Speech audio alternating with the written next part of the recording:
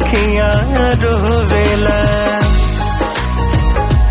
Power star Ritesh Pandey का अखियां रोवेला सॉन्ग, इस सॉन्ग को रिलीज़ किया गया था 26 अक्टूबर को। ऑडियो रिलीज़ किया गया था दोस्तों आप लोगों के बीच एसपी रिकॉर्डिंग स्टूडियो से। आप लोग को बता दें कि इसका वीडियो शूटिंग किया जा रहा है दोस्तों आप लोगों के बीच सोशल मीडिया पे। रितेश पांडे ने खुद शेयर किया है दोस्तों, क्योंकि इस गाने का बेहद ही खास हो सकता है वीडियो दोस्तों, क्योंकि इस गाने में कोई बॉलीवुड हीरोइन दिखने वाली है आप लोग को। ये गाना सबसे महंगा होने वाला है रितेश पांडे का दोस्तों, और जितने भी रितेश पांडे के फैन हैं वो ज़रूर से ज़रूर इस गाने को सुने दोस्तों एसपी रिकॉर्डिंग से।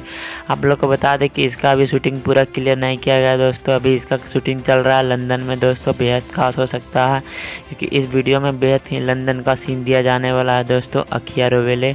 और सैड गाना है ये रितेश पांडे का दोस्तों, तो मान लो ज़रूर से ज़रूर चलेगा। इस गाने पर देखते हैं कितना व्यूज आता है दोस्तों, कॉमेंट में ज़रूर बताना।